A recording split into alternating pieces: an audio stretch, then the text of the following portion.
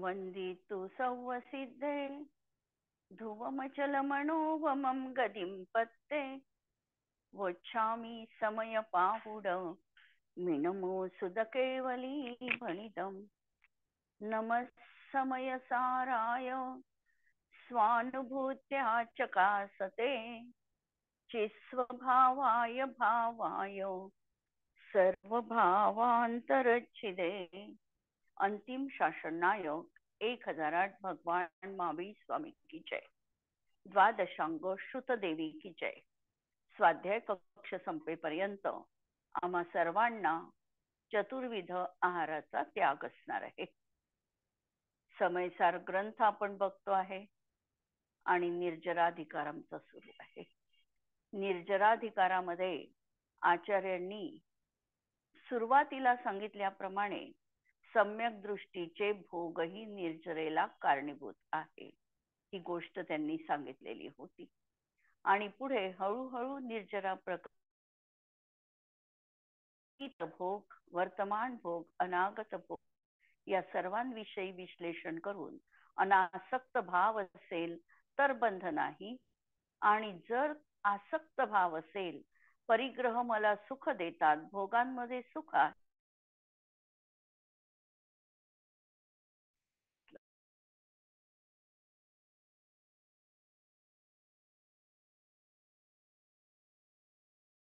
आपली परिणती सोडेल तर कृत आपल्याच अपराधानी काळा होईल। पण काही त्यांनी भक्षण केलं म्हणून तो काळा होणार नाही। त्याप्रमाणे चौथ्या गुणस्थानात योग्य सचित्त अचित्त मिश्र द्रव्यांचा उपभोग करणारा ज्ञानी, त्याचं जे स्वानुभूती गम्य जे भेदविज्ञान, त्याला अज्ञानमय करण्यास कुणीही दुसरा समर्थ नाही।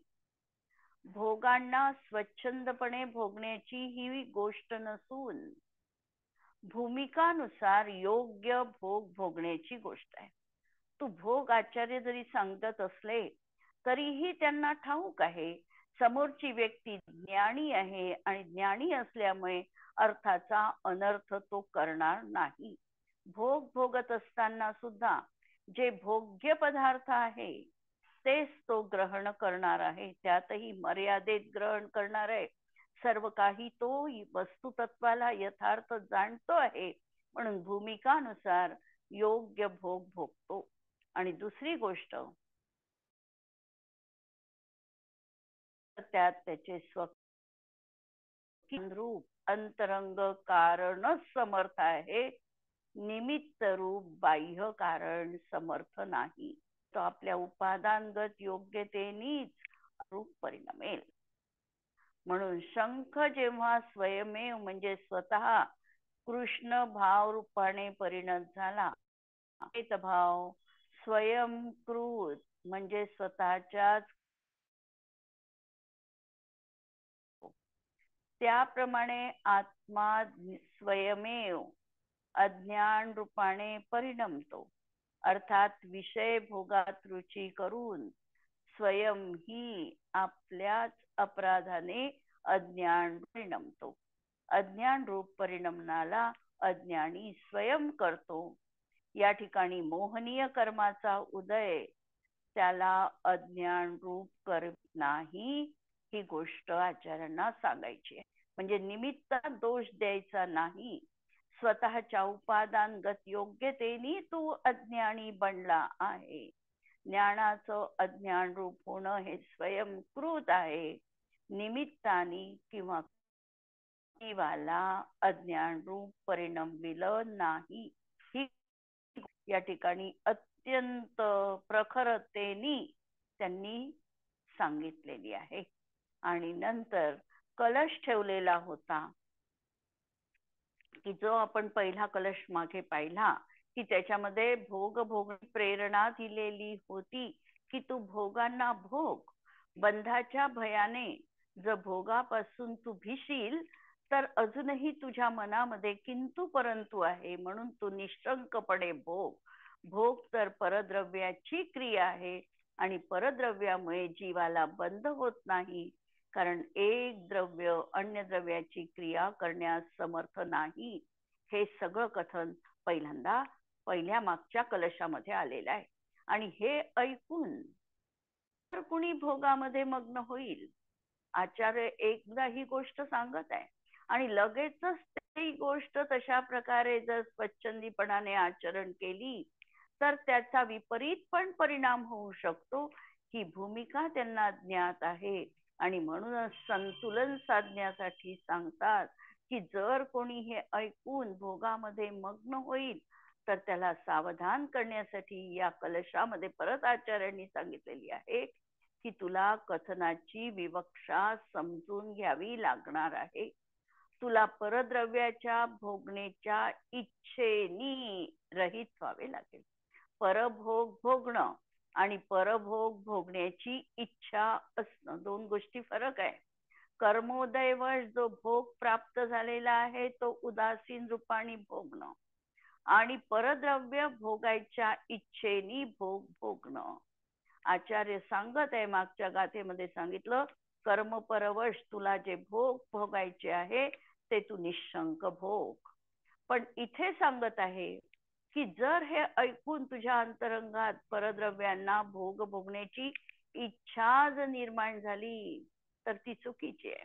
म्हणून परद्रव्याच्या भोगाच्या इच्छेनी हा शब्द महत्वाचा आहे. इच्छेनी तुला रहित व्हावं लागेल. परद्रव्याच्या उपभोगाने बंध नाही, पण हेही परम सत्य आहे की भोगण्याच्या भावनेनी इच्छेनी कामनेनी अभिलाषाने बंध होणारच आहे. तू भोगाची भावना करशील आणि मी निर्बंध आहे असं जर तू म्हणशील तर हे तू चूक करतो आहेस. हे आगम संमत नाही, युक्ती संगत नाही.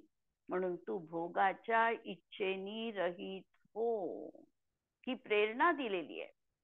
आणि त्रिकाली ध्रुव आत्म्यात तू निवास कर, त्याला जाण, त्याची श्रद्धा कर आणि तेच ध्यान कर आणि त्यानेच तुझे कल्याण होणार आहे. व्यक्ती आपल्या पक्क्या अशा घरामध्ये निवास करते आहे आणि कितीही वर्षा झाली किंवा कितीही थंडी झाली तरी त्या दोहोंची ही बाधा त्या व्यक्तीला होत नाही. कारण तिने तशा प्रकारचं घर तिचं अत्यंत पक्क आहे. पाण्याचा प्रवेश त्या ठिकाणी होऊ शकत नाही. त्याप्रमाणे या ठिकाणी हे आचार्य सांगत आहे की तू तुझ्या त्रिकाली ध्रुव आत्म्यात असा निवास कर. हे तुझं पक्क घर आहे, हे तुझं शाश्वत निज घर आहे.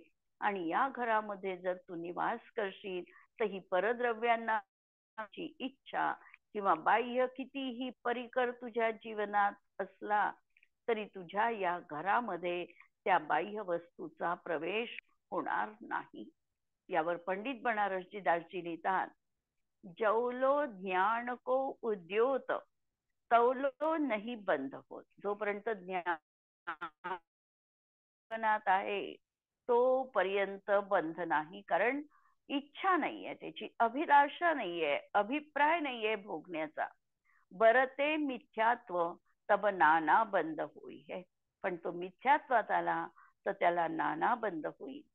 ऐसो भेद सुनिके लग्यो तू विषय भोग निसो. आणि हे सगळं ऐकून जर तू विषय भोगांमध्ये लागला आणि जोग निसो उद्यम की रीती तो बिछोई है. आणि ही जी काही रीती सांगितलेली आहे तिलाच तू योग्य रीतीने ग्रहण केलं नाही.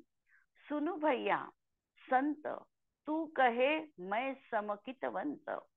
अरे तू स्वतःला समकितवंत म्हणतो आहे. यहू तो एकंत भगवंत को दिरोही है. हे भगवंताच्या प्रती हा तुझा विद्रोह आहे. कारण तुला अंतरंगात इच्छा होते आणि अनासक्त आहे, हे तर तुझा केवळ त्या आत्मतत्वाशी हा विद्रोह आहे. विषय सो विमुख होई अनुभव. म्हणून तू विषयांमध्ये यत्किंचित देखील भोगण्याची इच्छा नको आणि मोक्ष तेही मती सोही है, आणि मोक्ष सुखा तोही याचा अर्थ टहल, म्हणजेच अन्वेषण कर, तिथेच राहा, आणि अशीच तुझी मती असायला हवी. म्हणून तू जर असं म्हणशील की परद्रव्याच्या भोगाला नाही, असं आगमात कथन आहे, आणि म्हणून मी भोगतो आहे, याचा अर्थ हाच की भोगण्याची इच्छा तर तुझी आहे, आणि तू शास्त्राचा सहारा घेतो आहे. वास्तविकता त्याला खरेच भोगण्याची इच्छा का नाही, भोगण्याचा उत्साह आहे की नाही. तुला भोगण्यात उत्साह आहे तर बंध अवश्य आहे. तुला खरी विरक्ती नाहीच, तू भोगांचा रसिक आहे, तर हा अपराध आहे, आणि तुला त्यांनी बंद होणारच आहे. आणि म्हणून तुझ्या स्वरूपामध्येच निवास कर. भोग भोगण्याची भावना आणि भोगात सुख आहे ही भावना, या दोनही भावना निरंतर बंधाला कारणीभूत आहे ही अंतरंगामधली भावना. आणि भोग मला सुखी करू शकतात, भोगात सुख आहे, या दोन्ही मिथ्यात्वाला पोषक अशा या भावना आहे. हे सांगितल्यानंतर परत अमृतचंद्र आचार्यांनी यावर एक कलश ठेवलेला आहे. कलश आहे 152 नंबरचा. कर्तारं स्वफलेन यत्किल बलात् कर्मेकनो योजयेत् कुर्वाण फलिलिप्सुरेव हि फलं प्राप्नोति यत्कर्मणः ज्ञानं संतदपास्तरागरचनो नो बध्यते कर्मणा कुर्वाणोऽपि हि कर्म तत्फलपरि त्यागैकशीलो मुनिः. ही गोष्ट निश्चित आहे की कर्मच कर्त्याला आपल्या फळासह बळजबरीने तर जोडत नाही, की तू माझ्या फलाला भोग असं ते म्हणत नाही. कारण कर्म करणारा कर्ता फलाची इच्छा करील तरच तो त्या कर्माचं फल प्राप्त करतो. म्हणून साक्षात ज्ञानमय झालेला आणि त्यामुळे रागरूप रचना दूर झाली आहे असे मुनी आहार आदी वगैरे कर्म करत असतानाही कर्माशी बद्ध होत नाही. कारण त्या कर्माच्या फलाचा त्याग करणे एवढाच एक त्यांचा स्वभाव आहे. कर्माचा उदय आहे, आणि कर्माचा उदय असताना जीव त्या फलाशी तद्रूप होतो की नाही, त्या सुखदुःखाशी त्यांनी तद्रूप व्हावं की नाही, त्या रूपाने त्यांनी रागद्वेष भोगावे की नाही, हे सर्वस्वी त्या जीवावर अवलंबून आहे. कर्माचा उदय आहे, आणि कर्माचा उदय जबरदस्तीने जीवाला रागद्वेष करवीत नाही. असा हा ज्ञानी नित्य आपल्या ज्ञान परिणामात रत आहे, आणि म्हणून हा साक्षात ज्ञानमय झालेला आहे, आणि त्यामुळे तो कर्माचा उदय येतो आहे. उदय येत असताना देखील त्या उदयाच्या फलाशी हा तन्मय होत नाही, हा त्याही पासून दूर राहतो. म्हणून क्रिया करत असताना सुद्धा त्या क्रियाचं फल तो भोगत नाही, त्या फलाचा त्याला निरंतर त्याग जीवनात आहे. उदाहरण दिलं की मुनी आहार ग्रहण करतात, पण ग्रहण करत असताना सुद्धा अंतरंगामध्ये भावना आहे की मी अनाहरक स्वभावी आहे. आहार ही आत्म्याची क्रिया नाही. आहार मला ग्रहण करावा लागत आहे, कर्माचा तीव्र विपाक आहे, आणि मला भुकेची वेदना बाधा सहन होत नाही, यासाठी हा आहार मी ग्रहण करतो आहे. आणि अशा रीतीने त्याच्या फलाशी तन्मय न होता अत्यंत विरक्त भावानी जेव्हा ते आहार ग्रहण करतात तेव्हा ते कर्मानी बद्ध होत नाही. परत याला कर्मशास्त्राची देखील आम्ही जोड लावू शकतो. मुनी जेव्हा आहारासाठी निघतात तेव्हा त्यांचं गुणस्थान 6वं असतं. आता विचार करा की 6व्या गुणस्थानामध्ये किती कर्म विद्यमान नाही, म्हणजे अनंतानुबंधीचा त्याला उदय नाही आहे, अप्रत्याख्यानावरण कर्मांचाही उदय नाही आहे, आणि प्रत्याख्यानावरण कषाय देखील त्यांच्या जीवनात अनुदय स्वभावी आहे. म्हणजे त्यांचं जे चारित्र्य आहे क्षायोक्षमिक चारित्र्य आहे. पण अशा तऱ्हेने या 3 कषायांची चौकडी अनंतानुबंधी, अप्रत्याख्यानावरण आणि प्रत्याख्यानावरण म्हणजे 12 कषायांचा अनुदय त्यांच्या जीवनात आहे. आणि क्षायोक्षमिक चारित्र्य आहे. हे क्षायोपक्षमिक चारित्र्य असल्यामुळे ह्या ज्या परत अनंतानुबंधी, अप्रत्याख्यानावरण आणि प्रत्याख्यानावरणाच्या कर्म प्रकृती निषेध जे आहे हे संपूर्णतः सर्वघाती आहे.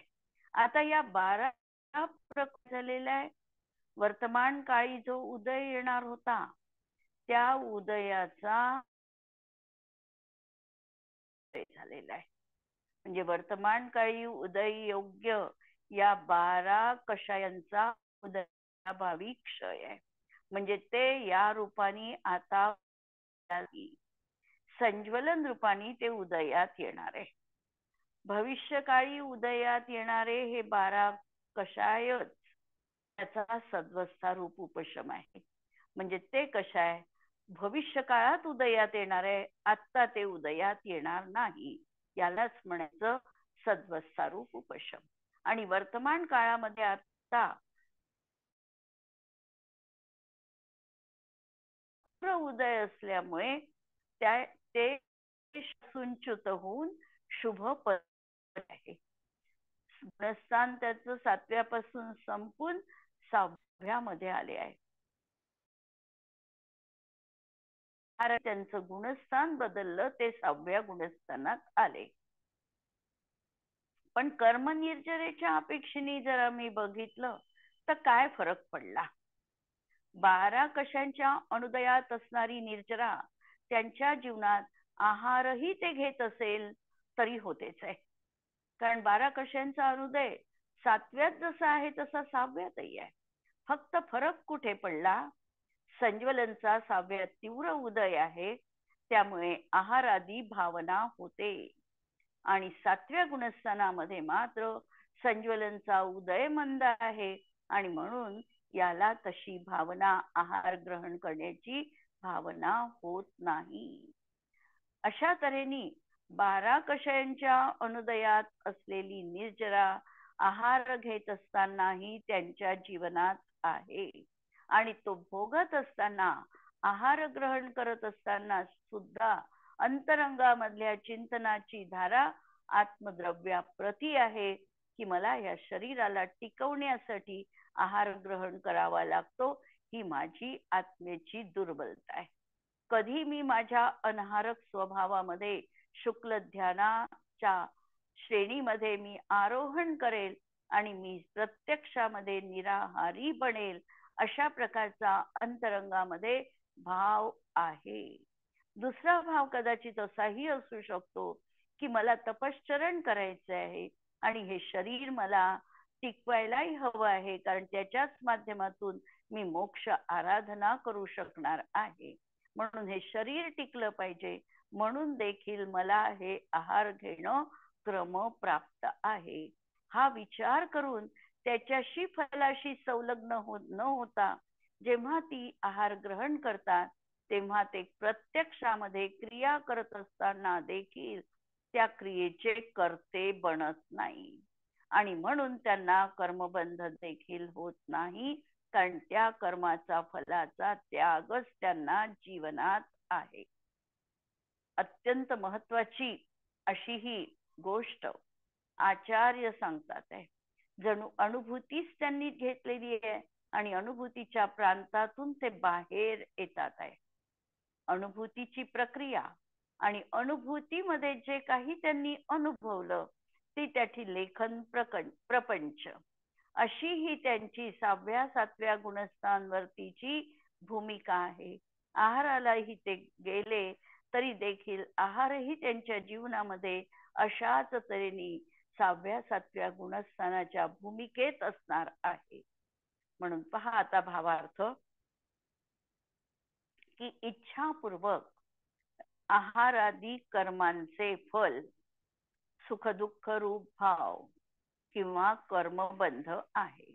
इच्छापूर्वक जर आहार केला तर त्या इच्छेचं फल हा सुख दुःख रूप भाव किंवा कर्मबंध जीवाला आहे. ज्ञानी त्याला परभाव अतएव हेय मानतो, म्हणून त्याची वांछा करत नाही. कर्म तर कर्त्याला जबरीने आपल्या फळाशी जोडत नाही.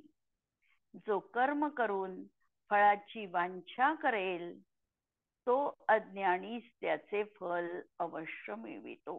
ज्याला फळाची अभिलाषा आहे की ही मी कर्म करतो आहे, मी जीवनामध्ये पुण्य कर्म करतो आहे आणि या पुण्य कर्माचा परिपाक मला जीवनामध्ये शतगुणित सहस्रगुणित अशा फलाची प्राप्ती झाली पाहिजे, हा अज्ञानीचा भाव आहे. ज्ञानीच्या जीवनामध्ये हे शुभ असेल किंवा कदाचित एखाद्या वेळेला अशुभ ही गोष्ट घडेल, पण ती करत असताना तो त्याचं फळाची मात्र अभिलाषा करत नाही. ती गोष्ट सहज त्याच्या जीवनात आहे आणि तो सदैव ज्ञानरूप भावाने परिणत होतो. म्हणजे त्याच्या फलप्राप्तीच्या इच्छेपासूनही तो रहित होतो. कर्म करतो आहे निरपेक्ष बुद्धीने आत्मस्वभावाच्या अनुभूतीसाठी ही क्रिया त्याच्याकडून घडते आहे, पण त्याच्या प्रतिफलनामध्ये अनंत भोगाची मला प्राप्ती व्हावी, अहमिंद्र पद मिळावं, नारायण प्रतिनारायण पद मिळावं, ही मात्र अभिलाषा नाही. एवढंच नव्हे तर तीर्थंकर पद देखील प्राप्त व्हावं ही देखील त्यांची जीवनात इच्छा नाही. आणि परत एक 16 कारण भावनेमध्ये आपण म्हणतो की 16 कारण जो भावना भावतो तो तीर्थंकर पदवीला प्राप्त होतो. पण 16 कारण भावना आम्ही म्हणत असताना किंवा त्याचा स्वाध्याय करत असताना जर आमच्या मनात असा विकल्प असेल की मी 16 कारण भावना भावतोय, कोणती दर्शन विशुद्धी विनय संपन्नता या सगळ्या भावना, दर्शन विशुद्धी विनय संपन्नता शील व्रतेशुनतिचार अभीक्ष्ण ज्ञानोपयोग या 16 कारण भावना तो भावतो आहे. आणि मनात जर त्याच्या असं असेल की याच्या माध्यमातून मला तीर्थंकर पद प्राप्त व्हावं, तर तुमचं पुण्य क्षीण झालं. पुण्याचा जो उत्कृष्ट अनुभाग जीवनात प्राप्त व्हायला हवा होता तो अनुभाग घटून निकृष्ट अनुभाग त्या ठिकाणी प्राप्त झालेला आहे. म्हणून ज्ञानीची क्रिया ही कधीही फलासाठी नाही. फळ मिळेल पण तिकडे त्या फळावर त्याचं लक्ष नाही. अशा तऱ्हेने हा ज्ञानी अंतरंगामध्ये कोणत्याही लौकिक अभिलाषेचा इच्छुक नाही. म्हणून तो अज्ञानी त्याचे फळ अवश्य मिळवितो आणि ज्ञानी मात्र ज्ञानमय परिणमतो. भोगामध्ये हेय बुद्धीनी प्रवृत्त होतो आणि त्या क्रियेमध्ये आत्मत्व बुद्धी वा राग करत नाही. भोग भोगतो आहे पण भोग भोगत असताना त्याला त्या ठिकाणी आसक्तपणा, भोग सुंदर आहे, देखणे आहे, भोगायला पाहिजे, हा भाव संपलाय. आणि क्रियामध्ये देखील आत्मत्व बुद्धी वा राग नाही आणि म्हणून तो कर्मानी बद्ध होत नाही, कारण त्यास कर्मफलाची इच्छा नाही.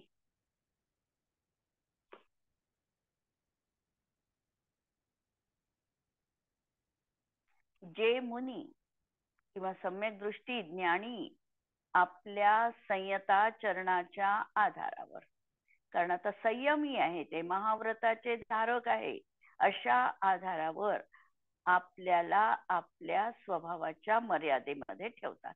सम्यक दृष्टी असेल तरीही तो स्वभावात स्थित आहे. भूमिका त्याची खालची आहे, अजून त्यांनी संयम धारण केलेला नाही, पण संयमाविषयी आस्था आहे. प्रत्यक्षात महाव्रती जे आहे ते संयताचरण करतच आहे. महाव्रती ते बनलेलेच आहे. आपल्या सीमाचं ते उल्लंघन करत नाही. ते कधी कर्माने बद्ध होत नाही. कर्मबंध हा तर रागादी विकारी भावांनी होतो. जरी पूर्वबद्ध कर्माचा उदय ज्ञानीला असतो, तरीही स्वतःच्या ज्ञानगृहात राहण्याला ज्ञानीला घोर उपसर्ग असतानाही कर्मबंध होत नाही. स्वतःच्या पक्क्या घरामध्ये जो निवास करतो आहे त्याच्यावर बाह्य कितीही संकट आलं तरी त्याचं जे आत्मतत्व आहे त्याचा तो अभेद रूपाने अनुभव घेतो आहे. मध्यंतरी उदाहरण दिलं होतं, संकट आलं एखाद्या कासवावर तर कासव काय करतो? कासव त्याची जी नाजूक अवयव आहे पायाचे वगैरे सगळे हे आत आकळून घेतो आणि स्वतःची जी टणक पाठ आहे त्यावर सगळे संकट सहन करतो. त्याप्रमाणे ज्ञानीच्या जीवनात उपसर्ग आला तर आपल्या सगळ्या भावनांना तो ज्ञानगृहामध्ये बंदिस्त करतो आणि तिथे तो निवांत आपल्या आत्मतत्वाच्या अनुभूतीमध्ये मग्न राहतो. बाह्य कितीही संकट त्याच्यावर प्रभाव टाकू शकत नाही. चौथ्या गुणस्थानापासून सर्व जीव हे ज्ञानी किंवा सम्यक दृष्टी आहे. यातील देश संयत अविरत सम्यक दृष्टी जीव हे दोनही जीव भोग भोगतात. पाचव्या गुणस्थानातलाही जीव आहे तोही भोग भोगताना दिसतो. अविरत सम्यक दृष्टी चौथ्या गुणस्थानात आहे, त्यांनी तर कशाचाच असून त्याग घेतला नाही, तोही भोग भोगतो. पण त्यांना अंतरंगामध्ये भोगाची रुची नाही, भोग भोगण्या योग्य ते मानत नाही. भोगांना सुखकर मानून आसक्ती भाव ठेवत नाही. स्वतःच्या निर्विकार शुद्ध चिदानंद स्वरूपालाच ते उपादेय मानतात.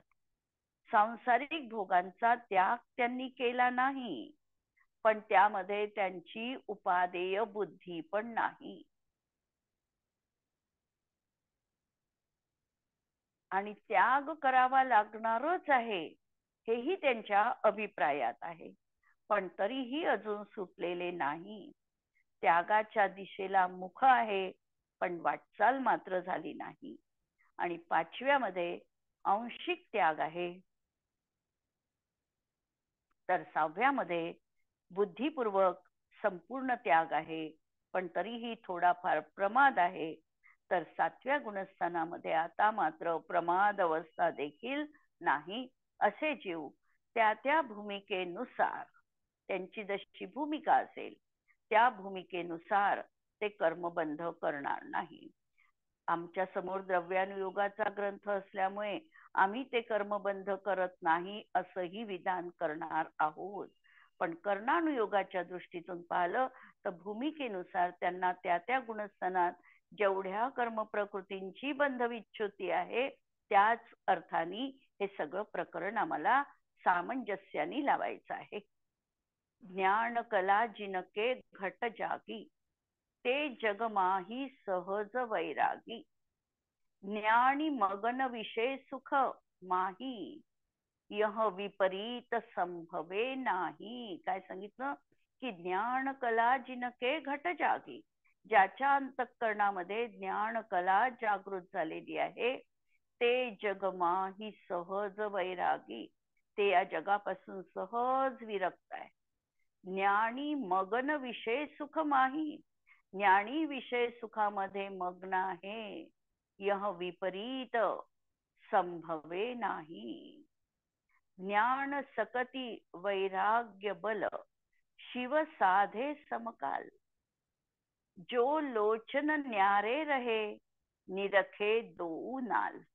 दोन डोळे भिन्न आहे पण दोन्ही डोळे काही वेगवेगळं पाहत नाही.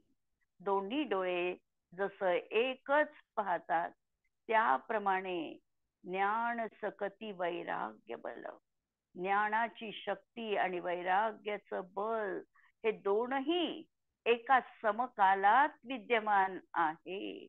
हे दोन बल वेगवेगळे आहे, पण मुक्तीचा मार्ग मात्र दोन्ही हा एका काळी एकदमच जीवनात आहे.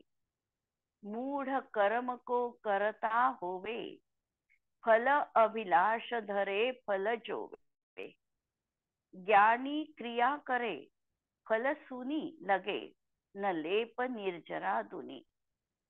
मूढ कर्म को करता होवे, मूर्ख माणूस म्हणजे अज्ञानी हा कर्माचा करता असतो आणि अभिलाषेचं फळही मला प्राप्त झालं पाहिजे असं त्याला वाटतं.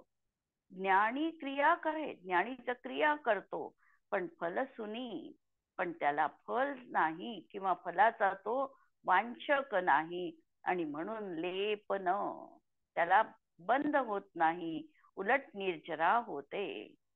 बंधे कर्म सो मूढ, जो पाट कीट तन पेम, खुले कर्म सो सम किती, गोरख धंदा जय.